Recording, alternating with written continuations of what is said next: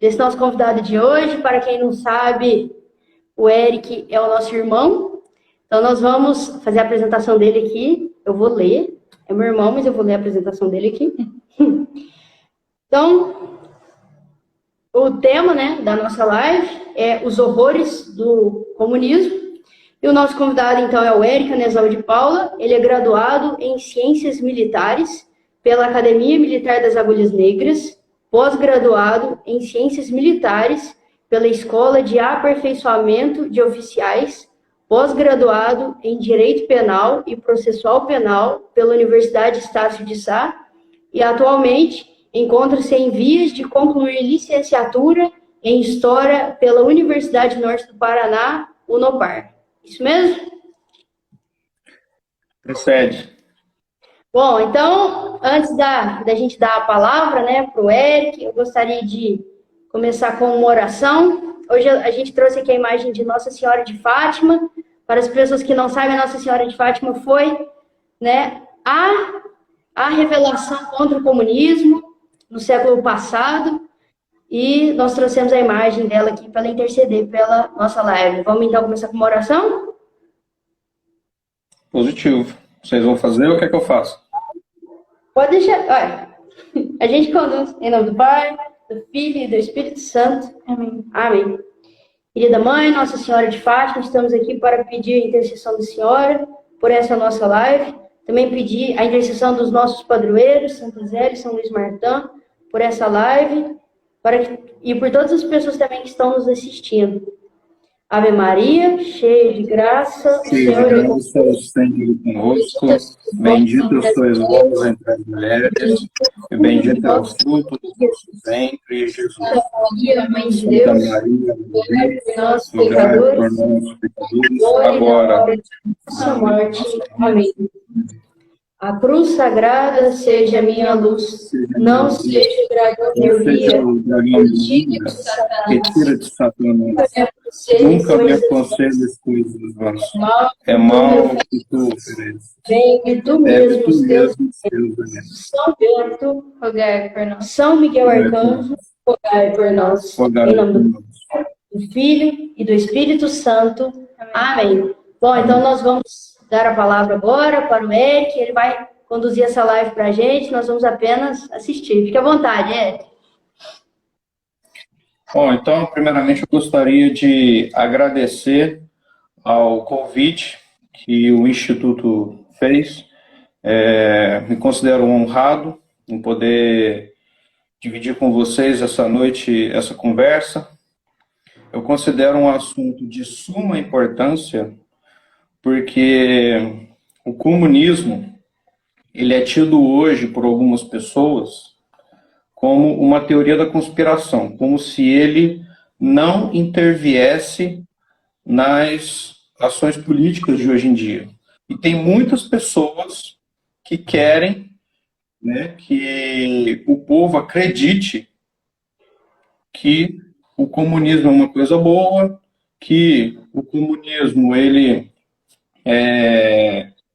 de uma maneira geral, ele serve para acabar com a desigualdade social, entre outras coisas que a gente está acostumado a ouvir aí. Tá? Eu gostaria de começar indicando a literatura, tá? Para que as pessoas tenham subsídio para poder argumentar sobre o assunto. Tá?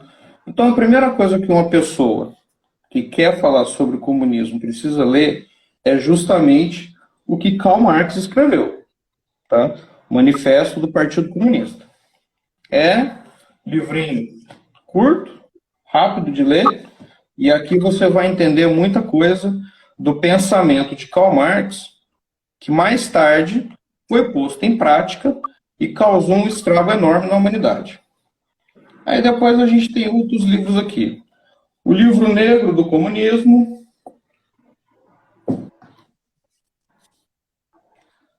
A Grande Fome de Mao,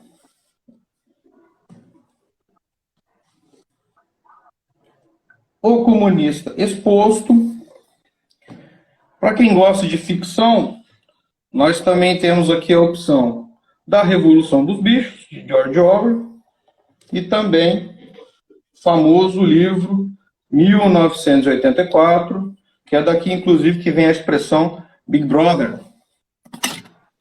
Para quem quiser alguma coisa mais resumida, não quiser ler essa pilha de livros, pode ler este livro aqui, Manual Politicamente Incorreto do Comunismo, que, aliás, foi sobre ele que eu baseei muitas das coisas que eu vou falar aqui, até porque o nosso tempo é escasso. Eu não vou conseguir passar pela história toda, se não for de uma forma resumida. Então, evidentemente, vão ter alguns pontos que eu não vou ter como aprofundar muito, senão a gente ficaria aqui muitas horas falando sobre o assunto. A primeira coisa que eu gostaria de pontuar é o que é uma ideologia. A ideologia é um conjunto de ideias, certo? Sobre algum assunto. E o ideólogo, quando ele imagina um mundo ideal, obviamente, ele vai imaginar esse mundo ideal sobre a perspectiva dele, daquilo que ele acredita ser o melhor, daquilo que ele gosta, daquilo que ele vive na vida particular dele. Como disse Aristóteles, os homens começam transformações revolucionárias por razões vinculadas à sua vida privada. Tá? A ideologia, ela é para as pessoas assim que não têm uma antivisão, né, uma visão futura, principalmente assim as pessoas, os jovens principalmente, né, que eles pensam muito, são muito imediatistas, eles não pensam que ao aplicar uma ideia, uma ideologia na realidade, a realidade ela reage. Certo? Por quê? Porque, como foi feito algumas outras lives anteriores aí, algumas coisas vão contra a natureza humana. Elas vão contra os direitos naturais. Então, a realidade, ela reage à aplicação de determinada ideia. Certo? E é aí que a gente, então, tem que diferenciar o que é reacionário de revolucionário. O reacionário é justamente quando a ideia é aplicada, e o reacionário ele tem a visão, né, de que aquilo não vai dar certo porque não se aplica à realidade. E o revolucionário é aquele que quer aplicar a sua ideia, independente do resultado, porque ele acredita que aquela ideia que ele tem, no final, vai gerar o resultado que ele quer. E isso é um problema, porque, como a gente vai ver, a ideia do comunismo, quando aplicada na prática, ela causou um estrago enorme na humanidade. Certo? Muito bem. Nós não temos como falar de comunismo sem falar do idealizador daquilo que foi posto em prática, que foi Karl Marx. É importante aqui também a gente desconstruir algumas ideias sobre os principais personagens, né, do comunismo, como Karl Marx, Lenin, Stalin, Mao Tse-tung, Fidel Castro, entre outros, porque a gente vê que existe uma construção muito apaixonada em cima dessas personagens. Karl Marx, ele era um cara preguiçoso, que não gostava de trabalhar, e mesmo depois de adulto e casado, ele sugava o dinheiro dos pais. Quando os pais dele se cansaram de dar dinheiro para ele, ele passou a ser hospedeiro, né, de outra vítima, ou seja, o Friedrich Engels, que era o sócio dele na ideologia comunista. Engels era um cara que tinha dinheiro, né? Ele também sugava o dinheiro dos pais, e aí Karl Marx embarcou nessa de sugar o dinheiro do camarada. Só que uma hora a paciência acaba também, e no final também, né, Engels rompeu com Karl Marx. Mas enquanto eles estiveram juntos, eles pensaram o socialismo, o comunismo,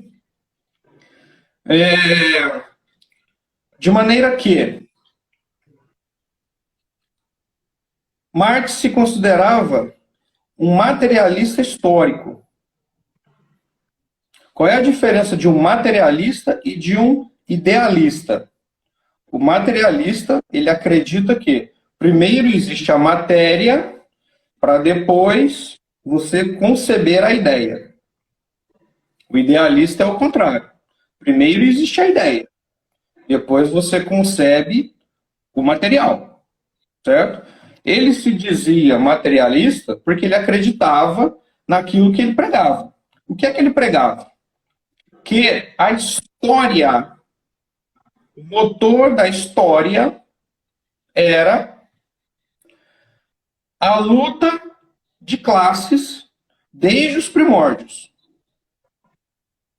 No que se consistia essa luta de classes? Sempre existiu uma classe que tinha determinados interesses materiais que explorava outra classe, e aí essa classe explorada se revoltava contra a classe opressora, certo?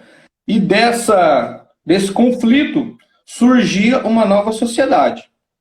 Daí que a gente diz que é a dialética, que ele se baseou na dialética de Hegel, certo? Então você tem tese, antítese, quando você junta as duas você tem a síntese, certo?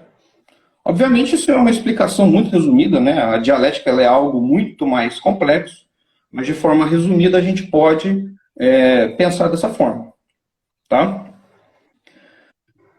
Além disso, dessa questão de Marx ser um sanguessuga dos outros, ele não gostava nem de tomar banho.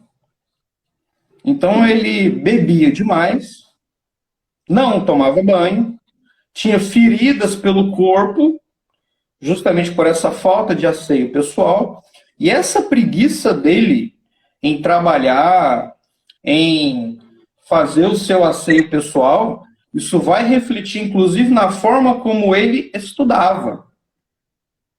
Então, Karl Marx, ele não ia a campo, ele não ia nas fábricas, ele não ia nas fazendas para ver qual era a realidade do povo, o que eles estavam vivendo. Ele simplesmente sentava na biblioteca e lia algo que ele achava que fosse caminhar ali em direção àquilo que ele estava concebendo. Certo? Muito bem.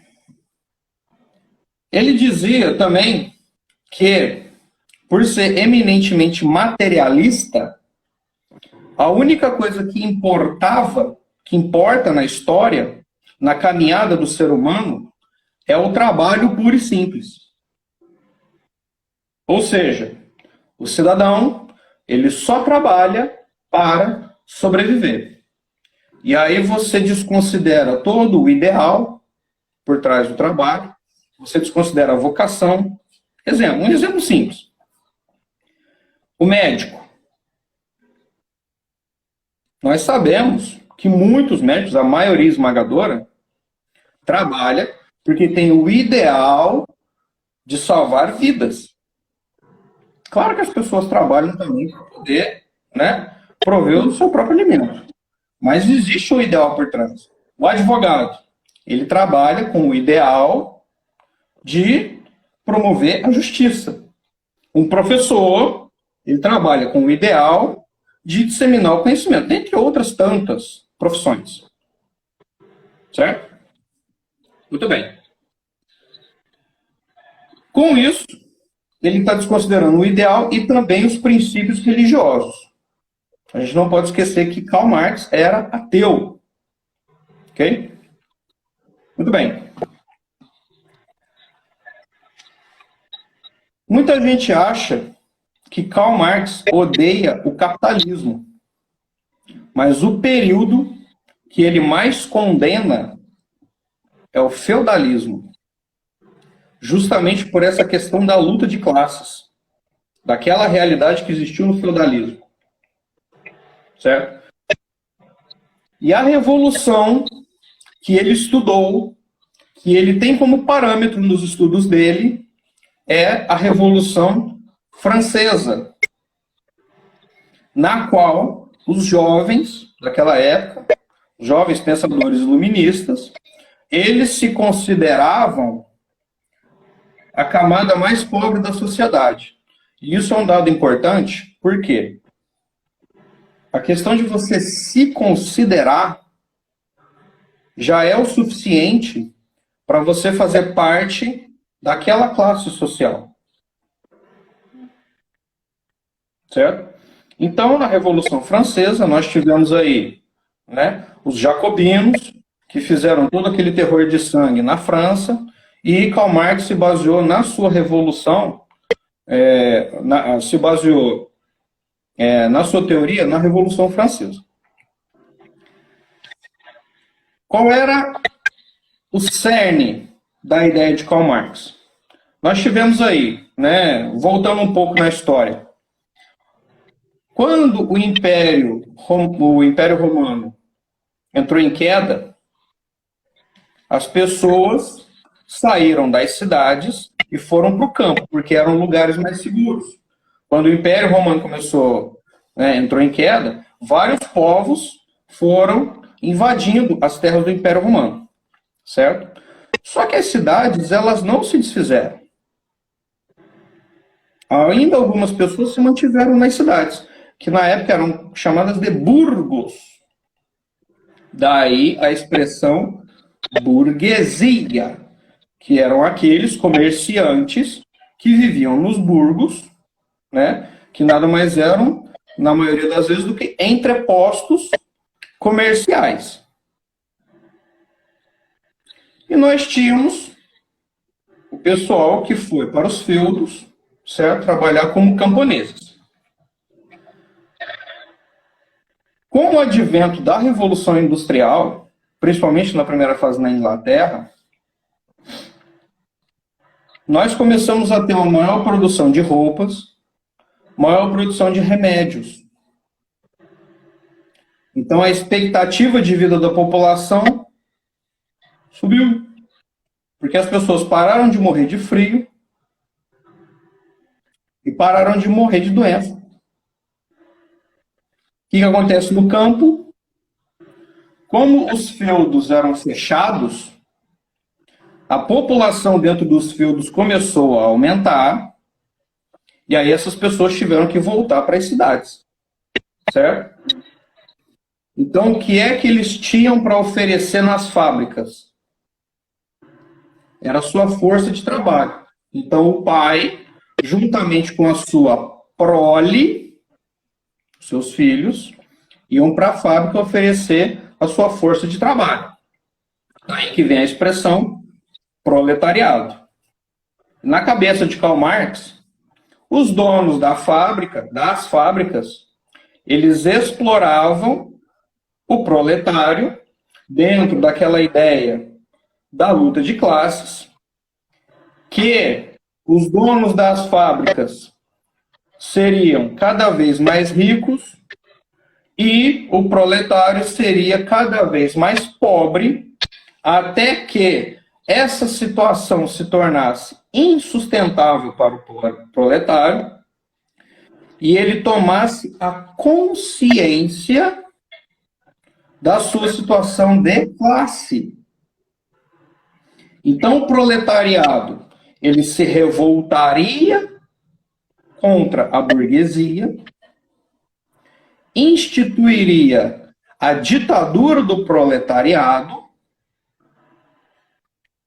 pegaria todos os meios de produção e centralizaria no Estado, e a partir daí tudo seria igual para todo mundo, até que as classes deixariam de existir E o estado final da utopia seria que o Estado naturalmente deixaria de existir. Ok? Muito bem. O que a gente vê na prática? O que aconteceu de fato na história? Nós temos os donos das fábricas. E nós temos os funcionários das fábricas. Com a evolução da tecnologia, as máquinas começaram a ficar cada vez mais eficientes. Com isso, os trabalhadores precisariam trabalhar cada vez menos. A produção aumentaria. A produção aumentou. Os donos das fábricas ficaram mais ricos. Só que a condição do funcionário da fábrica, ela melhora. Porque ele trabalha menos, o salário dele aumenta. E a partir daí, ele também fica mais rico. Então é isso que acontece na prática. Se a gente for ver hoje na Inglaterra, né, o pedreiro na Inglaterra, ele faz uma viagem internacional por ano. Por quê? Porque a sua condição, a condição financeira das gerações, ela foi melhorando. Certo? Muito bem. Mas na cabeça de Marx, aconteceria essa revolução do proletariado. Ok? Posso só fazer um comentário? Sim. Uma vez eu vi também, esses dias, que também era interessante para o patrão que o empregado ganhasse melhor, para que ele mesmo pudesse adquirir os produtos que a fábrica fornecia. Então, não era interessante para o patrão que o empregado fosse miserável, porque ele não teria condição de comprar. E como estava sendo vendido em grande quantidade, eles queriam era mais que eles ganhassem melhor para poder comprar mesmo, né? Senão ninguém compraria. Certamente. Bom, continuando. Se a gente pegar no início da Revolução Industrial, de fato, a condição de trabalho ela era precária. Mas porque as coisas estavam começando, as pessoas ainda estavam aprendendo, né? Algumas pessoas morreram operando algumas máquinas porque não sabiam, porque de fato a máquina apresentava algum risco. Só que quando Karl Marx morreu, essa situação do proletário ela já tinha melhorado. Certo? Bom, mesmo assim, né? A gente se pergunta então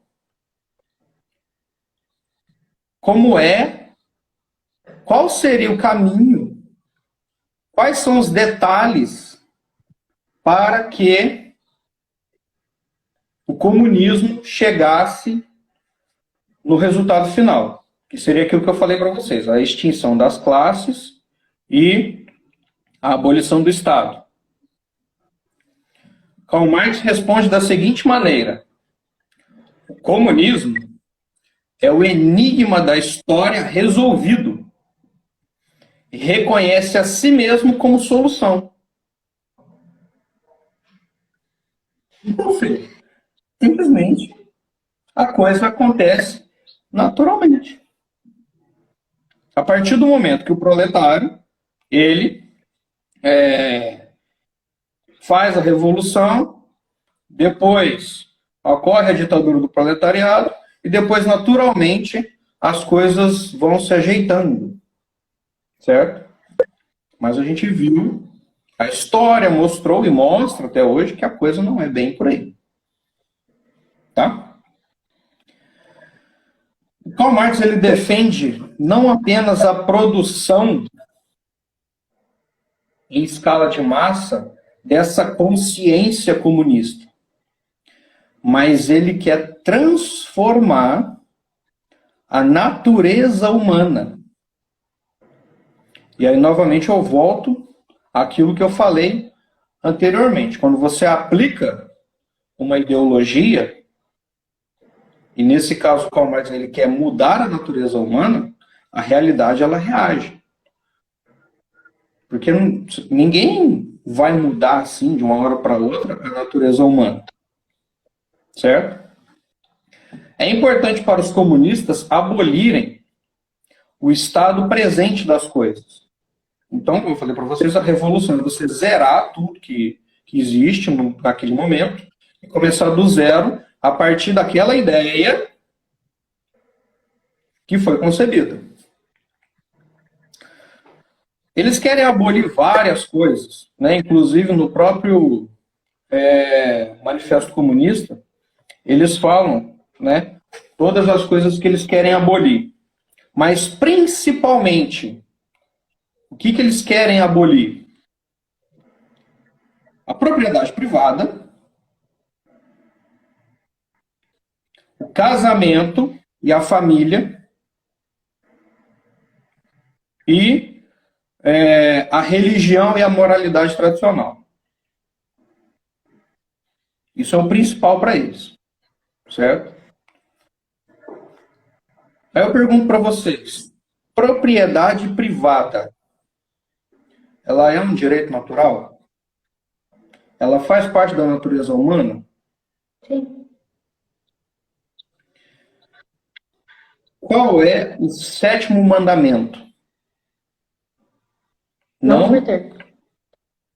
Não roubarás. Quando você tem um mandamento que diz não roubarás, você pressupõe que a pessoa ela tem uma propriedade, ela tem algo de posse, e outra pessoa não pode retirar dela sem o consentimento, ou de forma violenta. Certo? Muito bem. Na questão da abolição da família, as mães seriam levadas aos campos e fábricas e as atividades domésticas, como cozinhar, limpar, elas seriam atividades do Estado.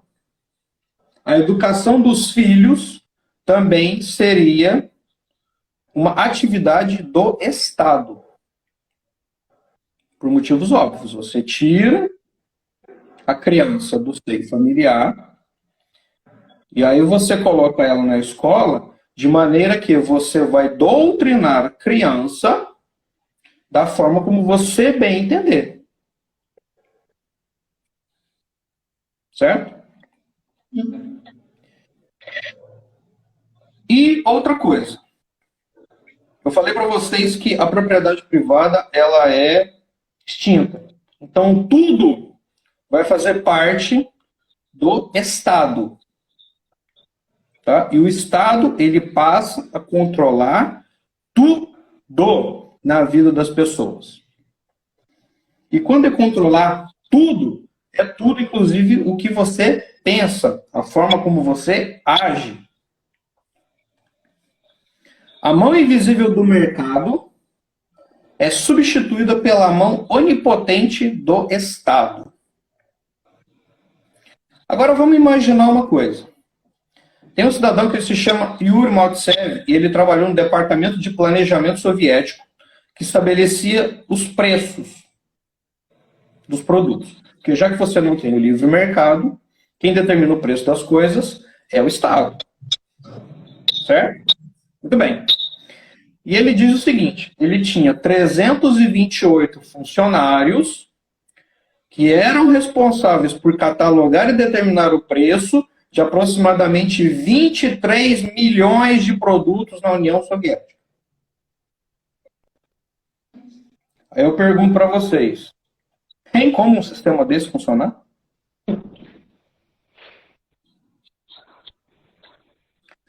Na economia de livre mercado, como disse o Ludwig von Mises, que é um economista importante na história, constitui a democracia econômica, no qual os consumidores são soberanos. Ou seja, se o consumidor ele compra,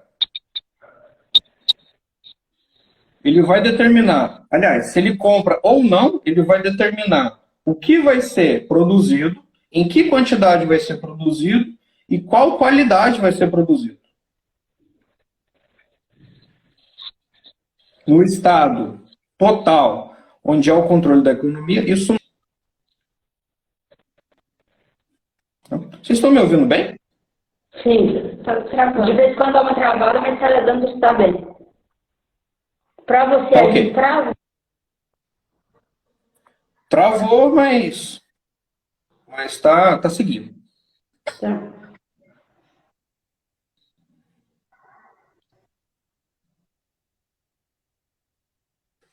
Ou seja, esse planejamento central do Estado, ele viola a ordem natural das coisas. E o fracasso desse tipo de controle é o responsável pela pobreza que os comunistas eles levam ao povo. Que vocês imaginam, você tem que catalogar e controlar tudo, isso não vai funcionar nunca. Muito bem. Aí tem um último detalhe ainda sobre a teoria de Karl Marx. Tá? A produção, seja no campo, a coletivização agrária, ou nas fábricas, ela é controlada pelo Estado, regida pela igualdade. Ou seja, todo mundo recebe o mesmo salário e não há incentivos financeiros. Ou seja, se você faz um bom trabalho, se você não faz, se você sabe fazer aquele trabalho, se você não sabe, vai todo mundo receber igual. O que acontece com a produção?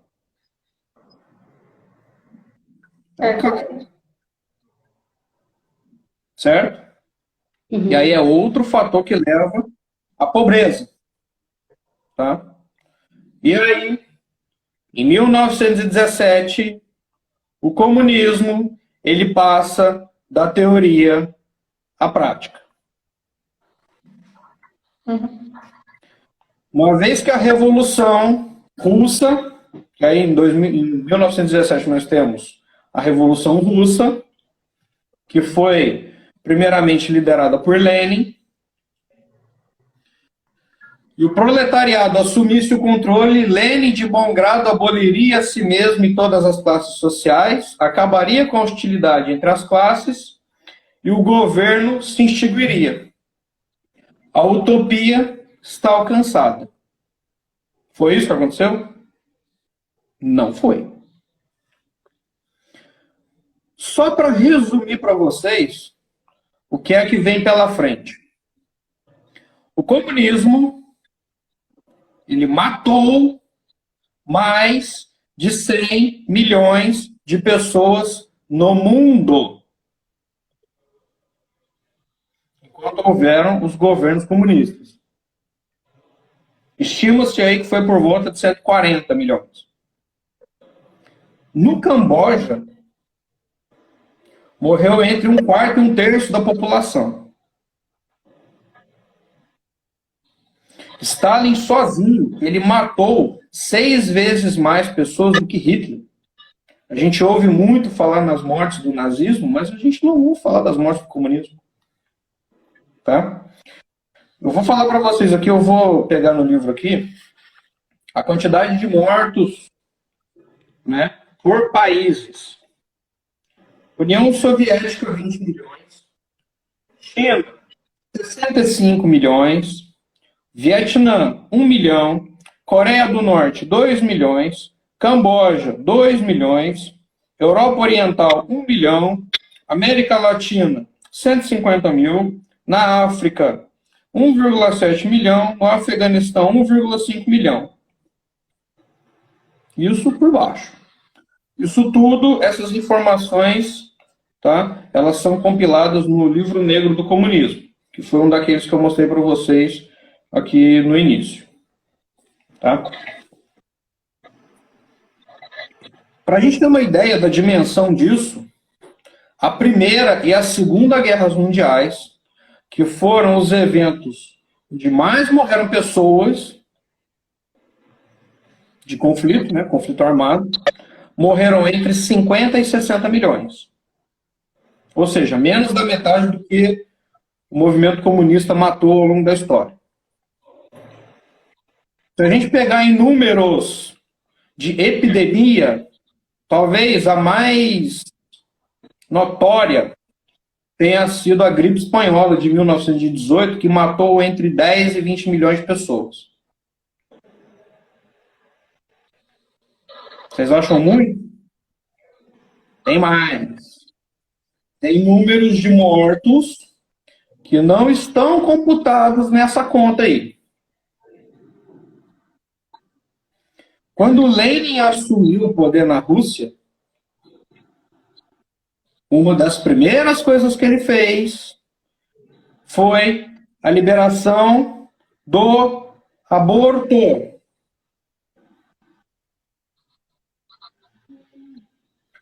Que era oferecido de graça para as mulheres. Nessa época, a gente tem aí 3 abortos para cada filho nascido vivo. Na década de 70, com estimativas oficiais soviéticas, nós temos aí entre 7 e 8 milhões de abortos por ano. Tá? Isso só na União Soviética, tá? Não estou computando dos outros países, não. Isso só na União Soviética. Agora, vamos pegar essa média e jogar aí do início da Revolução, que foi em 17, até a morte de Stalin, que foi em 53. Isso aí vai dar mais ou menos um intervalo, acho que é 36 anos. Multiplica 36 por 8, você vai ter aí na casa de 280 milhões de bebês assassinados no ventre da mãe. Só na União Soviética.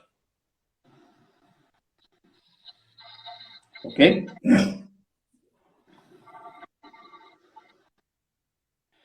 Então, como eu falei, em 17 ocorre a Revolução Russa, Lenin chegou ao poder e ele travou uma verdadeira guerra de terror contra os inimigos do Estado. E usou a força policial do Estado da forma mais repressiva que o mundo já viu, para evitar qualquer dissidência. Lenin dizia que estava exterminando a burguesia como classe. E a polícia secreta de Lenin, que mais tarde veio a se tornar a KGB, ela tinha uma cota de extermínio por região. E além das execuções, eles ainda deportavam pessoas, principalmente para os gulags, que eram campos de concentração. Agora percebam, a ideia de campo de concentração de Lenin, ela é muito anterior àquela praticada por Hitler. Certo? Então é óbvio e evidente que Hitler copiou muito do que Lenin e Stalin faziam na União Soviética. Tá? Qual era a inspiração da violência de Lenin? Os jacobinos. Qual era o lema dos jacobinos na Revolução Francesa? Era enforcar o último rei nas tripas do último padre. Para vocês verem o nível de violência. Bom, os jacobinos foram os primeiros a abolir o calendário cristão e começar a história mais uma vez com o ano 1 da sua revolução. Mas não seriam os últimos.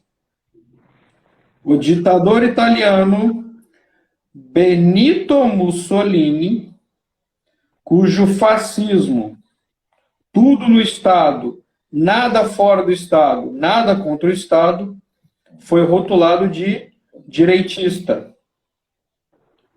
Mas que, na realidade, era um discípulo tão perfeito de Karl Marx, a quem chamava de pai e professor, e magnífico filósofo da violência da classe trabalhadora. Lenin admirava os escritos do ditador italiano, declarou que uma nova era fascista estava começando com a sua marcha sobre Roma em 22. É engraçado como a esquerda hoje gosta de nos rotular como fascistas. Né? Bom, voltando à Revolução Russa, tá ok aí? Posso continuar? Sim, aqui sim. 10 semanas depois do início da Revolução, o governo já tinha abolido todo tipo de propriedade privada e direitos individuais. Fazendas e fábricas foram tomadas pelo Estado e, a partir daí, tudo era controlado pelo Estado. Lenin também promoveu uma perseguição violentíssima aos cristãos. Lenin dizia o seguinte: religião e comunismo não combinam. E uma outra frase de Lenin é a seguinte: o culto a qualquer divindade é necrofilia. Então o governo se encarregou de destruir igrejas, e as igrejas que não foram destruídas, elas foram transformadas em clubes, museus, escritórios, armazéns diversos. As crianças, elas eram ensinadas a denunciarem seus pais caso eles quisessem ensinar sobre Deus para elas.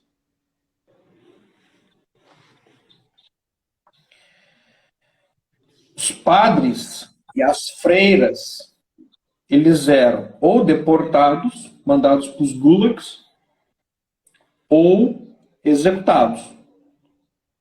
E as freiras, quando eram mandadas para os gulags, era para que elas fossem prostitutas no gulag.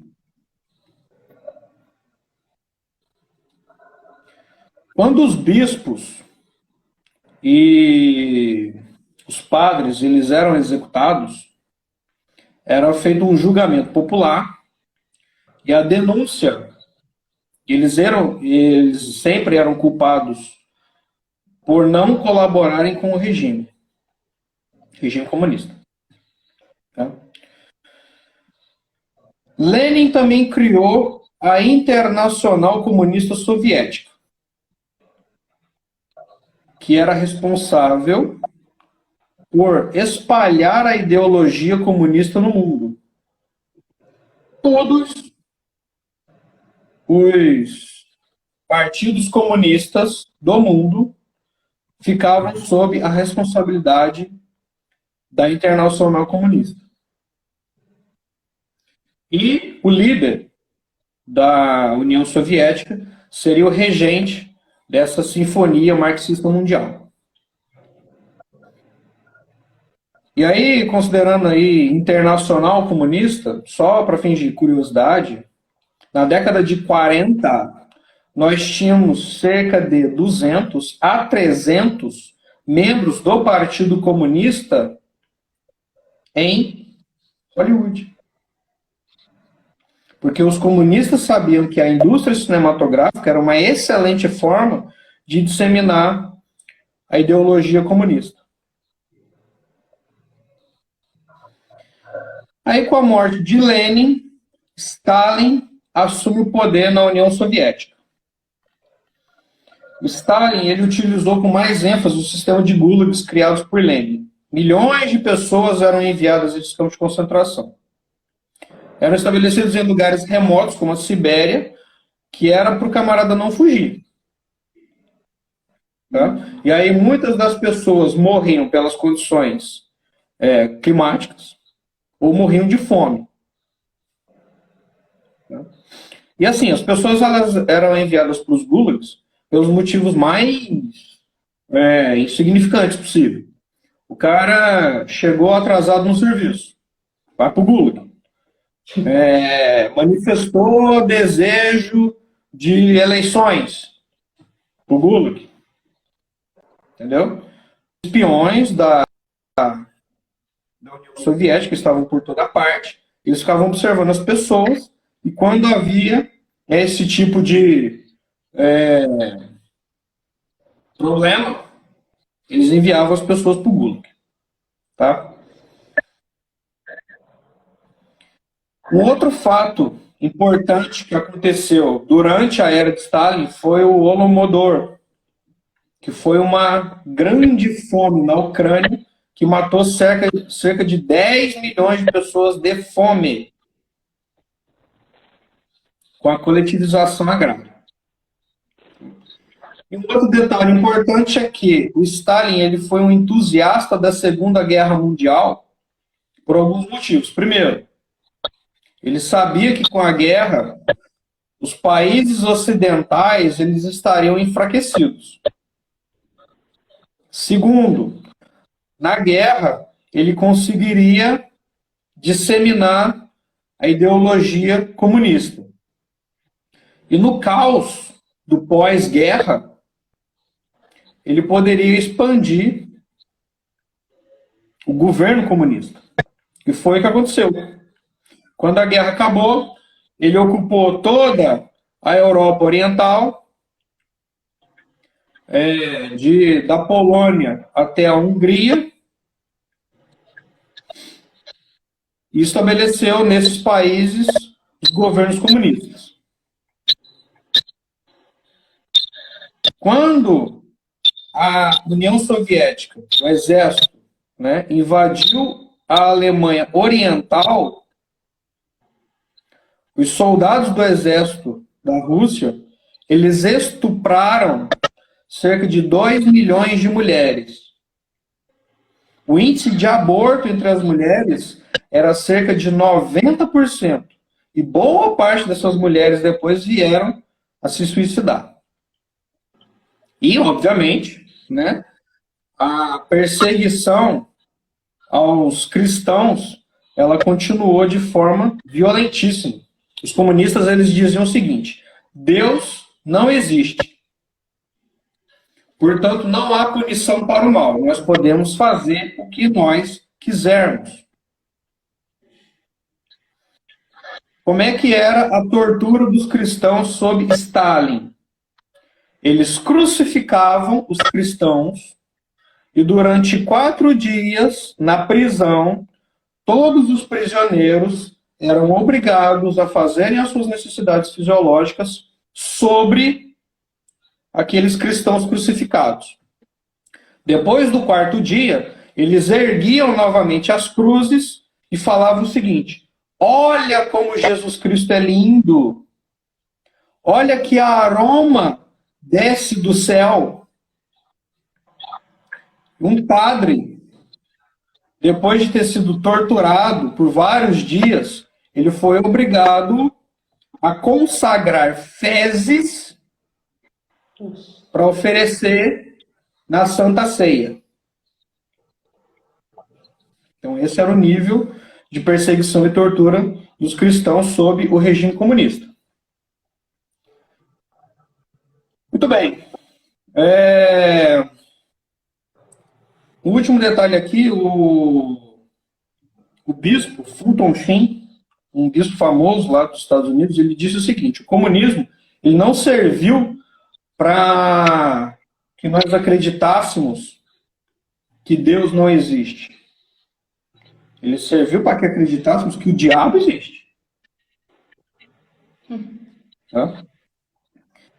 Eu estou com o tempo acabando, confere? Tenho 8 minutos? Sim.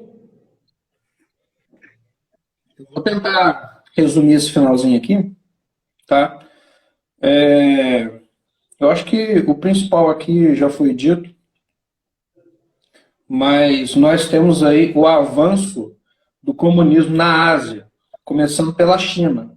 Então nós temos Mao Tse-tung, que estava em guerra com Chiang Kai-shek, que era um nacionalista na época, e as forças vermelhas de Mao Tse-tung venceram Chiang Kai-shek. Tá? Isso não sem ter uma propaganda da mídia na época. Tá? E Chiang Kai-shek, eles eram considerados... Aliás, mentira. As forças vermelhas de Mao Tse-tung eram considerados anti-imperialistas e antifascistas. Parece que alguma coisa não mudou muito aí ao longo da história, certo? Nos primeiros 20 anos da ditadura comunista chinesa, cerca de 70 milhões de pessoas foram mortas, assassinadas por perseguição ou de fome. Como todo regime comunista, né, a fome na China foi gigantesca. As pessoas elas passavam o dia nos campos procurando sapos, salamandra, casca de árvore, sementes para poder comer, e de noite elas iam para as estradas para ver se elas encontravam cadáveres humanos para se alimentar. As famílias moravam em comunas e as crianças eram arrancadas dos seus pais. As pessoas todas, homens e mulheres, trabalhavam 28 dias por mês, as crianças ficavam na creche sendo doutrinadas desde cedo. O médico de Mao Tse-tung relata que o ditador, já idoso, tinha um harém de mulheres jovens e até crianças para sua satisfação sexual. Ele era outro, que não gostava de tomar banho, tinha doenças venéreas crônicas, e ele se deitava, às vezes, com 3, 4, 5 mulheres ao mesmo tempo. E quando essas meninas eram retiradas das suas famílias, né, os pais eles deveriam apoiar com alegria essa colaboração com a revolução. Na Coreia, nós tivemos aí, então, a dominação da Rússia na porção norte da Coreia. E lá a coisa ela foi mais intensa, né? Primeiro, o ditador, que era o... Esqueci o nome dele.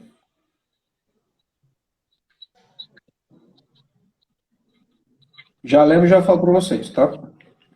Kim Il-sung. Foi o primeiro ditador da Coreia do Norte. Kim Il-sung.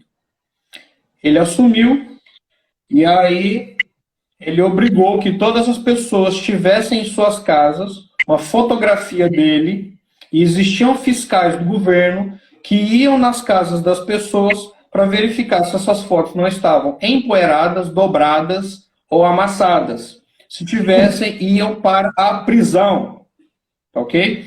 Na Coreia do Norte, as TVs e rádios elas só recebem sinais das estatais. Tá?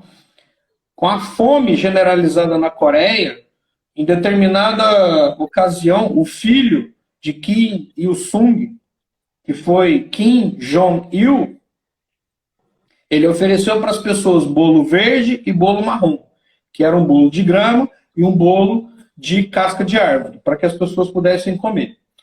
Na Coreia do Norte também, por causa dessa pobreza toda, nós tivemos seríssimos casos de canibalismo. Tá? E, além de tudo, a Coreia do Norte produz ópio, heroína, cocaína, haxixe e exporta. E esse dinheiro, obviamente, esse dinheiro criminoso, o lucro disso não vai para a população, vai para os ditadores, que mandam ali os seus chefes de cozinha para o Japão aprender a fazer o melhor sushi, para Paris, para aprender a fazer os melhores pratos, etc, etc. Tá? E tem outra coisa curiosa também, é que a mídia, né, da Coreia do Norte diz que o Kim Jong-il, a primeira vez que ele jogou golfe na vida, ele quebrou o recorde mundial.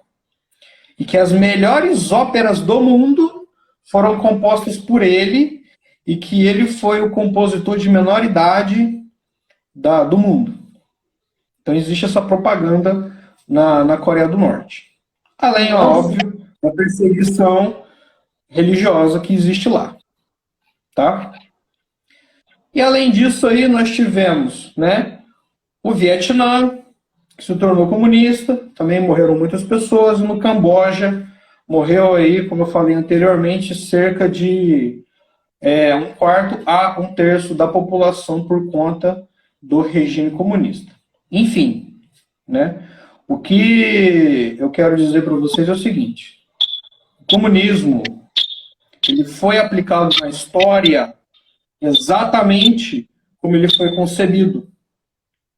Então não existe essa de que Marx foi deturpado, que em algum momento alguém vai aplicar o comunismo exatamente como ele deve ser, e aí vai se chegar na situação utópica de não Estado e igualdade para todo mundo. Enfim, eu espero que essa nossa conversa de hoje ela tenha servido para abrir os olhos de algumas pessoas que acham que o comunismo é uma coisa muito bonita, que na verdade não é, e que ele causa verdadeiros estragos na sociedade quando ele é aplicado, certo? Ele é contra a religião, ele é um movimento ateu, diria até diabólico, certo? E que visa a mudança da natureza humana de maneira que você mantenha uma população sempre na linha de pobreza e um grupo seleto sempre estará no controle de tudo e, obviamente, não vai estar vivendo aquilo que a maioria da população está vivendo. Eu quero agradecer mais uma vez o convite do Instituto. Eu espero que a palestra ela tenha atendido a solicitação ao que o Instituto esperava que fosse dito aqui hoje. E fico à disposição aí para o encerramento da parte de vocês. Bom, eu queria agradecer a disponibilidade e dizer assim que, pelo menos da minha parte, eu me surpreendi muito, porque foi de fato muito pior do que eu imaginava, né, a situação. Muito pior mesmo. E eu gostaria de falar para o pessoal aí que nos acompanhou, que assistiu a live, né? Hoje o meu irmão, ele retratou bastante sobre a história do comunismo, né? Falou sobre a União Soviética, chegou até a China, a Coreia do Norte, mas não falamos, né, muito da América Latina, porque nós temos uma continuação, né? Nós estamos fazendo uma série de lives, são 3 lives, essa foi apenas a primeira, estamos apenas começando a nossa segunda live, então nós vamos realmente começar a falar da nossa realidade aqui, América Latina, né? E a nossa terceira live nós vamos falar um pouco da cultura e do reflexo que isso tudo causou hoje pra gente, porque às vezes deu a impressão que parece ser uma coisa tão distante, mas foi lá na União Soviética, lá em 1917, né? Essas ideias já foram dispersas, ninguém mais acredita nisso, e a gente vai ver que, né, o comunismo ele veio assim com uma nova roupagem, uma roupagem cultural, mas que é tão avassaladora e tão diabólica quanto foi desde o início, né? Então, nós pedimos que vocês permaneçam firmes aí nas próximas lives, que faremos mais 2, já temos data. A data está no nosso Instagram já, uma para setembro e uma para outubro. E é isso, né? A segunda, o comunismo no Brasil, e a terceira, o marxismo cultural. Marxismo cultural. É isso mesmo. E divulguem aí para os amigos comunistas de vocês, né? Muito importante que isso chegue até os amigos, até os professores comunistas de vocês aí, porque muitos talvez, eu acredito que as pessoas que defendem o comunismo não sabem de fato, né, o que é. Tenho certeza que se soubesse, se tivesse, né, lido com profundidade, realmente não tem nem por que defender uma coisa nefasta dessa, né? Então eu queria mais uma vez agradecer a todos que nos acompanharam, dizer que essa live ela ficará salva no nosso YouTube, se Deus quiser, se o YouTube não derrubar. Já estamos tentando salvar aqui no outro celular. E vamos lá, vamos encerrar então essa live com uma oração. Rezo também pelo meu irmão, agradecendo a Deus pela vida dele, por esse apostolado dele. Também pedir pelo nosso Instituto Cultural, Santa Zé de São Luís Martão, por todos os membros. E para que Deus nos dê força, para que a gente continue sempre divulgando a verdade, sem medo das consequências. Porque com a verdade a gente não negocia, não é verdade? Em nome do Pai, do Filho e do Espírito Santo. Amém. Pai nosso, que estais no céu, santificado seja o vosso nome. Venha a nós o vosso seja reino. feita a vossa Seja vontade, feita a vossa assim vontade. na terra como no Assim céu. na terra O pão nosso de cada dia nos dai hoje. Cada dia nos dai Perdoai hoje. as nossas Perdoai ofensas, as nossas assim como ofensas, nós perdoamos a assim quem nos como tem nós ofendido. perdoamos a quem nos E tem não nos ofendido. deixeis cair em tentação, mas livrai-nos do mal. Amém. Nossa Senhora de Amém. Fátima, Rogai por nós. em nome do Pai, Rogai do por Filho e nós. do Espírito Santo. Amém. É isso aí, pessoal. Boa noite a todos. Fiquem com Deus. Obrigada, Boa noite, Eric. Muito obrigada. Amém. Tchau. Fique com Deus. Fique com Tchau. Deus. Tchau.